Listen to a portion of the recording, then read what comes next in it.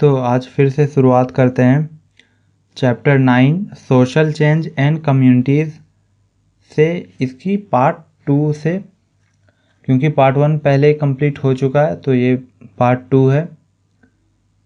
तो यहाँ पर हम लोग केस स्टडी तक पढ़ चुके हैं। अब देखते हैं case study Gonds. The Gonds are a major tribe inhabiting central India. They live in hilly or forest areas in the upper Narmada Valley, covering the state of Madhya Pradesh, Maharashtra, Chhattisgarh, Telangana, Andhra Pradesh, and Odisha. Due to their dominant number, this entire region is also called Gondwana or land of Gonds. Some important Gonds tribes include the Bhils and Santhals. In the past, the Gond lived in a small homogeneous group. They were divided into several clans, each under a Rai or chief. Gradually, they concentrated at some places in large number, with which the process of state formation began. अब इसमें कुछ अध्ययन को देख लेते हैं गोंड्स के बारे में जो दी गई है। तो गोंड एक प्रमुख जनजाति है जो केंद्रीय भारत में बसी हुई है। वे मध्य नर्मदा घाटी के ऊपरी क्षेत्र में जो हिल्स आपको देखने को मिलते हैं और जंगली क्षेत्र में बसे होते हैं, और यह मध्य प्रदेश, महाराष्ट्र, छत्तीसगढ़, तेलंगाना, आंध्र प्रदेश और उड़ीसा जैसे राज्यों में आपको देखने को मिलते हैं। उनकी प्रमुख संख्या के कारण इस पूरे क्षेत्र को गोंडवाना या गोंडों की भूमि भी कहा जाता है, लैंड ऑफ गोंड्स। कुछ महत्वपूर्ण गोंड जनजातियों में भी भील और संथाल शामिल हैं। पिछले में गोंड छोटे समृद्धि समूहों में बसते थे। उन्हें कई जातियों में विभाजित किया गया। प्रत्येक जाति के नेता उसके अधीन होते थे। धीरे धीरे वे कुछ स्थानों पर बड़ी संख्या में जुट गए, जिससे राज्य गठन की प्रक्रिया शुरू हुई। गोंड हिल्स, जंगल और ग्रामीण क्षेत्रों में बसते थे, जहां उन्होंने पुराने कृषि के तरीकों का अभ्यास किया, मुख्य रूप से झूम खेती जो आपको देखने को मिलती है। इसमें एक भूमि को 3-4 साल के लिए खेती की जाती है और फिर इसे जंगल से ढकने के लिए छोड़ दिया जाता है, जबकि वे खेती के लिए अधिक जंगल क्षेत्रों को साफ करते हैं। 14वीं सदी के आसपास गोंड लोगों ने केंद्रीय भारत के कुछ स्थानों पर ध्यान केंद्रित करना शुरू कर दिया। इससे वो और अधिक शक्तिशाली होते चले गए। इससे राज्य गठन की प्रक्रिया की शुरुआत होती है। उन्होंने कई छोटे छोटे राज्यों की स्थापना की। दिल्ली सल्तनत की पतन होने पर इस समय कुछ गोंड राज्य बहुत ही शक्तिशाली हो गए थे। इनमें से एक ऐसा राज्य गरहा कटंगा था। अब आगे देखते हैं।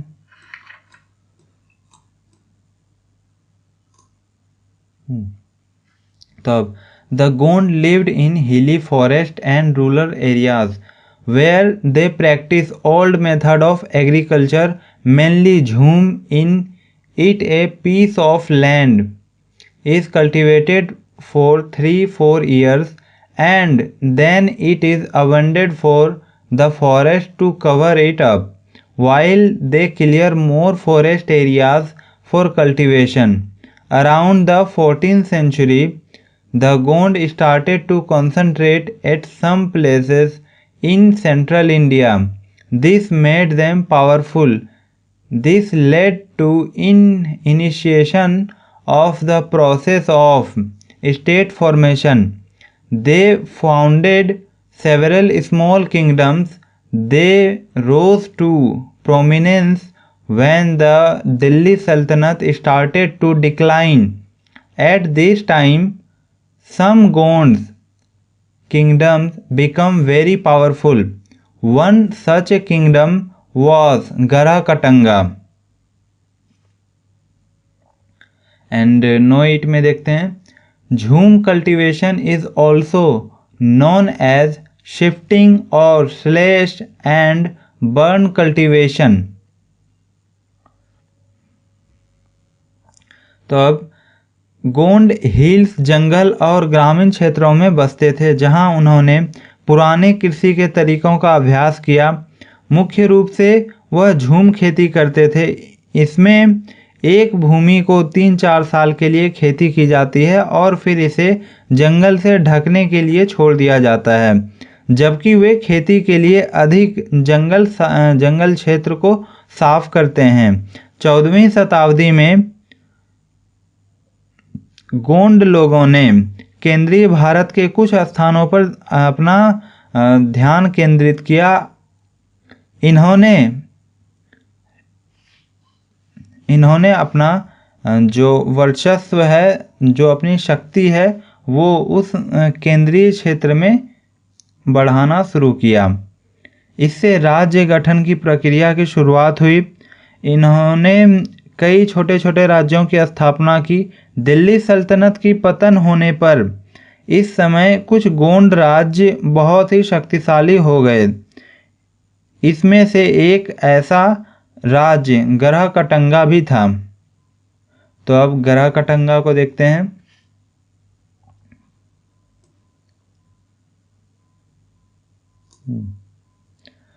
The main source of information about Garha Katanga is the Akbarnama, the biography of Akbar.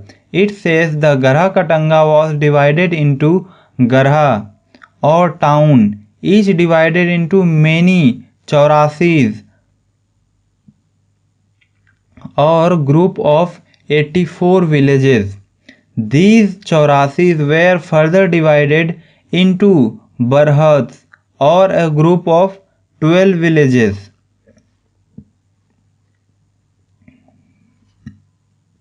There were about 70,000 villages in this kingdom. The people in it were prosperous.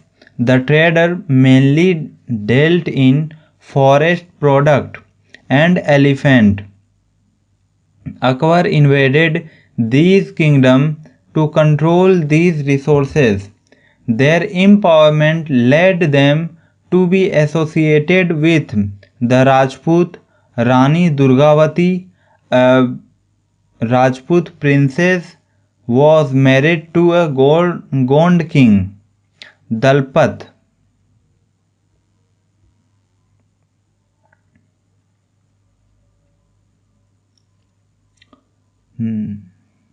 अब यहीं तक देखते हैं। तो गरहा कटंगा के बारे में हम लोग कुछ जो मुख्य स्रोत हमें देखने को मिलते हैं, जहाँ से इनकी जानकारी आती है, वह अकबरनामा है, जो अकबर की जीवन कथा को जिसमें दिखाया गया है। इसमें यह कहा गया है कि गरहा कटंगा को काफ़ी गढ़ या शहरों में बांट दिया गया था। हर गढ़ को कई चौरासियों या 84 गांव के समूह में बांटा गया था। इन 84 को और भी छोटे समूहों में बांटा गया था, जिन्हें बरहट या 12 गांवों का समूह कहा जाता था। इस राज्य में लगभग 70,000 गांव थे। इसमें वहाँ के लोग समृद्धशाली थे। व्यापारी मुख्य रूप से जंगली उत्पादों और हाथी में व्यापार करते थे। अकबर इन संसाधनों को नियंत्रित करने के लिए इस राज्य पर उन्होंने हमला कर दिया। उनकी सरशक्ति ने उन्हें राजपूतों के साथ जोड़ दिया। एक राजपूत राजकुमारी रानी दुर्गावती किसी गोंड राजा दलपत के साथ विवाह कर लेती है। अब इसके बाद है unfortunately the king died living behind a 5-year-old son. So Rani Durgavati become his regent. She become the most influential personality of this kingdom. The Mughal offered her to accept the Mughal suzerainty, but she refused. At this, they attacked Garakatanga in 1565 under the command of Asaf Khan. Rani Durgavati fought violently and died fighting. Her son too died fighting soon after.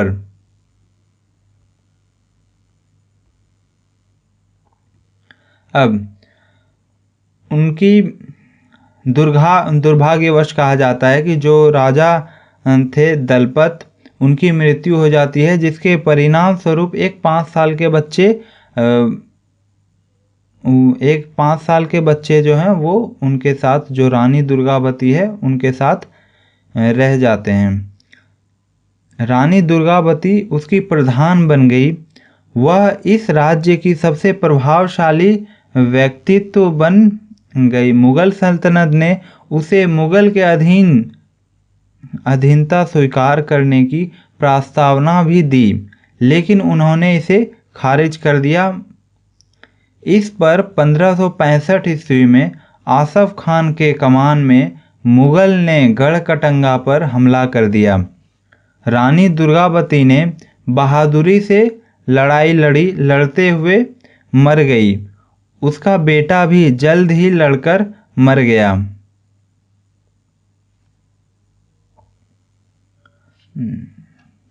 गढ़कटंगा was not completely routed in this battle, and the Gond continued to have importance in the region. When the Marathas grew powerful, they defeated the Gond and drove them to hills and forest. In the 18th century, the Gond now had only limited influence, which was finally destroyed when the British occupied central India in the 19th century. अब इस लड़ाई में गढ़कटंगा पूरी तरह से पराजित नहीं हुआ और गोंड लोग इस क्षेत्र में महत्वपूर्ण रहने लगे। जब मराठे शक्तिशाली हो गए, वे गोंडों को हराकर उन्हें 18वीं सदी में पहाड़ों और जंगलों में लेकर चले गए। गोंड अब केवल सीमित प्रभाव रखते थे, जिसे आखिरकार जब ब्रिटिश ने नौताल से केंद्रीय भारत पर कब्जा किया तो इसे भी समाप्त कर दिया।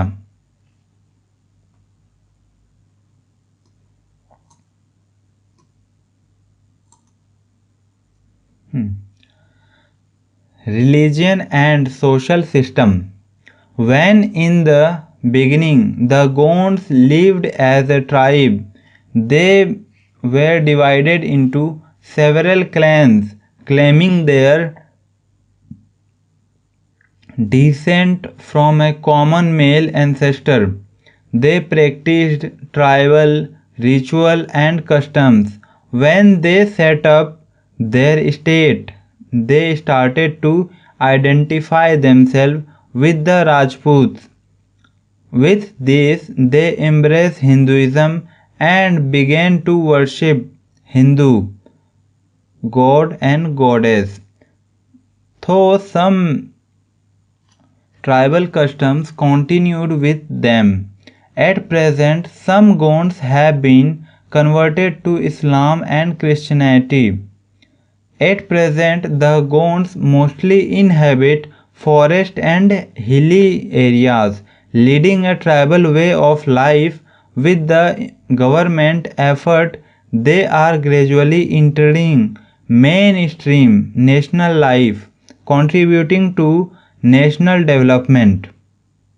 तो शुरुआती तौर पर धर्म और सामाजिक प्रणाली के अंतर्गत हमें यह देखने को मिलता है कि गोंड जो थे यह भी काफ़ी क्लेन्स में यानी काफ़ी गुटों में बटे हुए दिखाई दे रहे थे।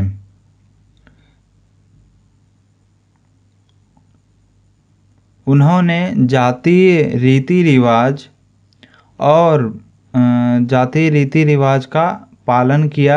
जब उन्होंने अपना राज्य स्थापित किया तो वे खुद को राजपूतों के साथ जोड़ने लगे। इसके साथ ही उन्होंने हिंदू धर्म को अपनाया और हिंदू देवी देवताओं की पूजा करने लगे।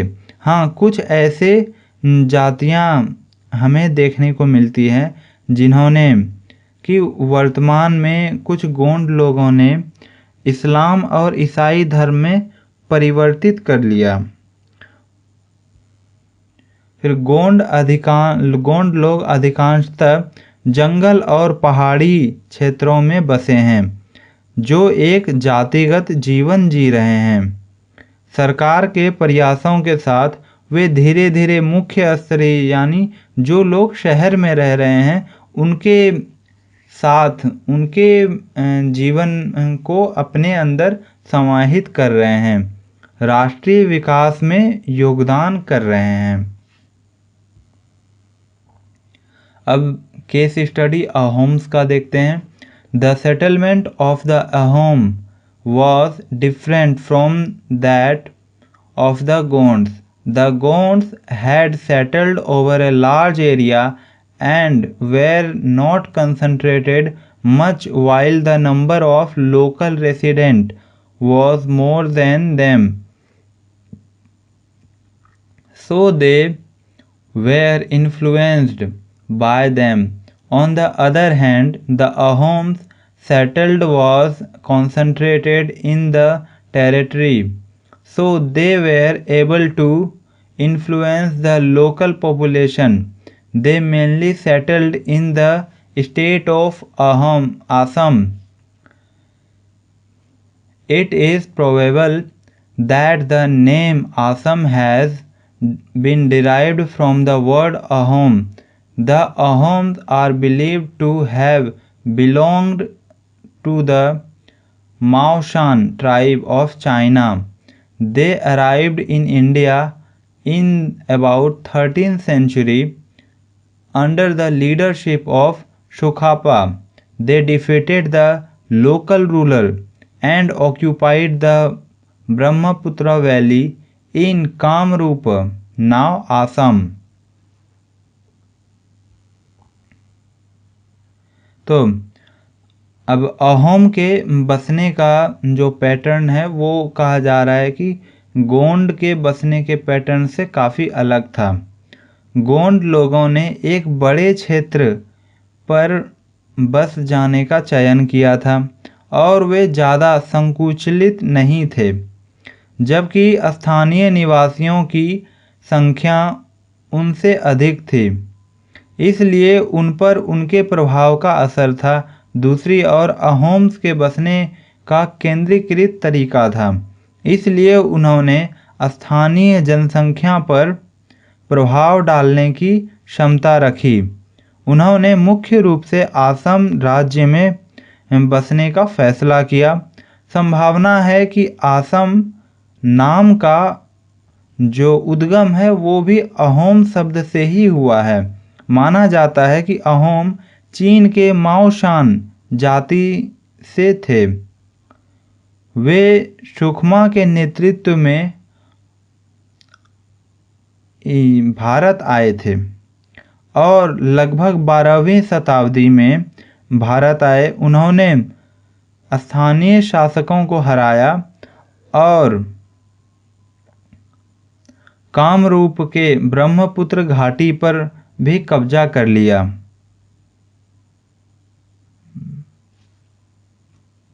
जिसे कि अभी हम लोग आसाम नाम से जानते हैं।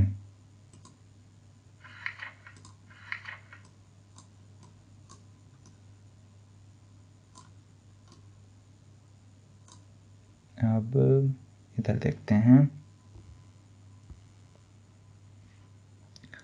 The Ahom embraced Hinduism when their king Shungmung did so. He adopted the name of Swargnarayan. With this, they started to observe Hindu customs like Durga Puja and Kali Puja. They gradually gave their original tribal customs and traditions as they mingled with the local Hindu population. Their social system became similar to that of the Hindus. In this way, they adjusted themselves with the local conditions. They abandoned their original links, including their original language, Thai, and its script. The Ahom expanded their areas of influence of 3 centuries. They came into struggle with the other tribal people like the Nagas, the Khasis, and the Kacharis in northeast India. They also fought with the Mughal. Aurangzeb defeated them but could not keep them under his control for a long time.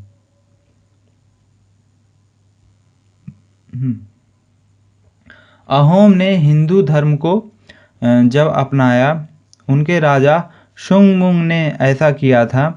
वे स्वर्ग नारायण के नाम से आपको जो नाम जो देखने को मिलते हैं, इसे उन्होंने अपनाया, उसे इस नाम को उन्होंने अपना लिया। इसके साथ ही उन्होंने दुर्गा पूजा और काली पूजा जैसे हिंदू रीति रिवाजों का पालन करना शुरू किया। उन्होंने धीरे धीरे अपनी मूल जाति रीति रिवाजों परंपराओं को छोड़ दिया। जैसे ही वे स्थानीय हिंदू जनसंख्या के साथ मिल गए, उनकी सामाजिक प्रणाली हिंदुओं की तरह हो गई। इस तरह उन्होंने स्थानीय स्थिति के साथ अपने को समायोजित किया। उन्होंने अपने मूल कृत्य जुड़ाव को छोड़ दिया, जिसमें उन्होंने मूल भाषा ताई और उसकी लिपि भी शामिल है। अहोम्स ने अपने प्रभाव क्षेत्र को 3 सदियों तक विस्तारित किया। उन्होंने पूर्वोत्तर भारत में नागा, खासी और कचारी जैसे अन्य जनजातियों के साथ भी संघर्ष किया। इनके साथ इनके काफ़ी कन्फ्लिक्ट्स हुए। उन्होंने मुगल से भी युद्ध किया। औरंगजेब ने उन्हें हराया, लेकिन उन्हें अपने नियंत्रण में लंबे समय तक नहीं रख पाए।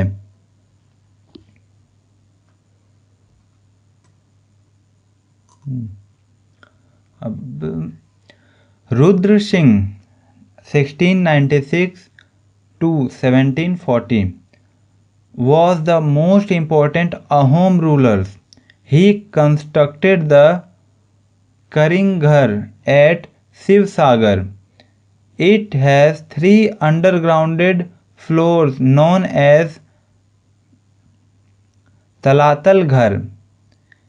Its upper ground stories are known as Karinghar. He linked the Dikho river with the Karinghar and his palace at Gargaon by underground tunnels. These tunnels also worked as emergency exit.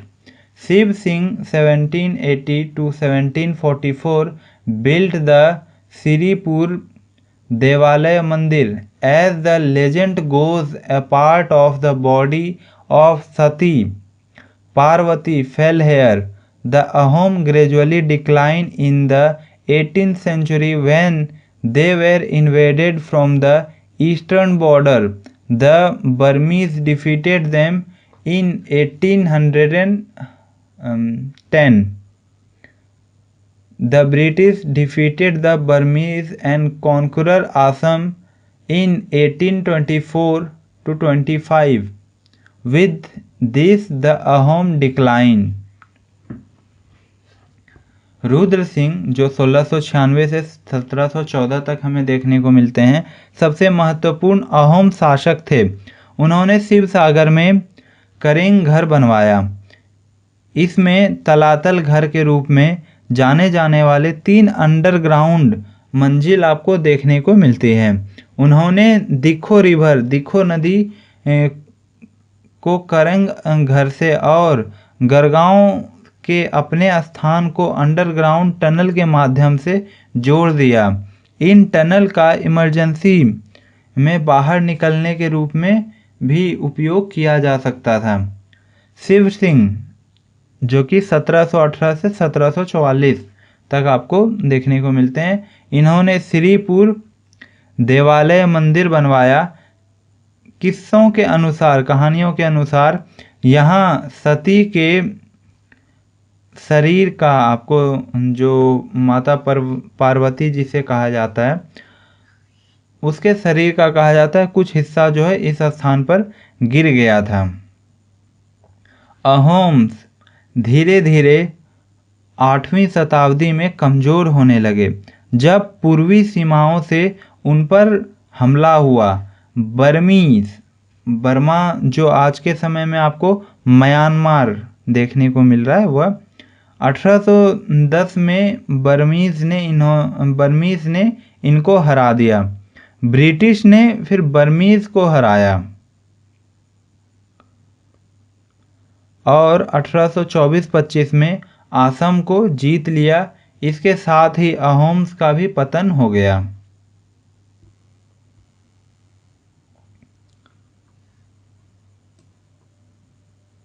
अब last बचा हुआ है point एक, source of information.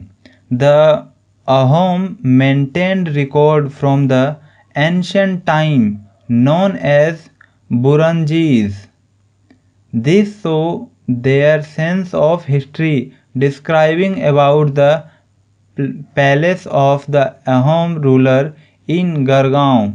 A Mughal scribe wrote, "The Raja's audience hall stand on 66 pillars, each of them 2 meters round, with abundant decorative wood and stone work.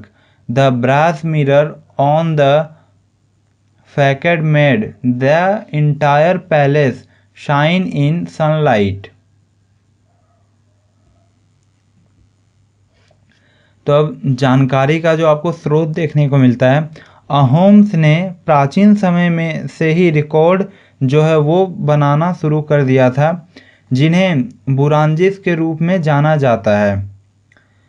इससे उनकी इतिहास की भावना भी हमें दिखाई देती है। अहोम्स शासक के पैलेस के बारे में बताते हैं कि एक मुगल लेखक ने लिखा था, राजा के अदालत का जो हॉल होता है उसमें 66 स्तंभों पर, प्रत्येक स्तंभ जो कि 2 मीटर के आसपास हमें देखने को मिलते हैं, जिनमें सजावटी लकड़ी और पत्थर का काम किया गया है। फिर इसमें प्रतिबिंब दिन के प्रकाश में पूरे महल को चमकाते हुए दिखाई देते हैं। जो सूर्य की किरणें हैं इस पर जब पड़ती है तो इसके कारण पूरा महल जो है जगमगा उठता है। तो अब इसी के साथ ख़त्म होता है ये चैप्टर 9। अब नेक्स्ट डे इसके आगे का चैप्टर यानी चैप्टर 10 भी हम लोग पढ़ेंगे।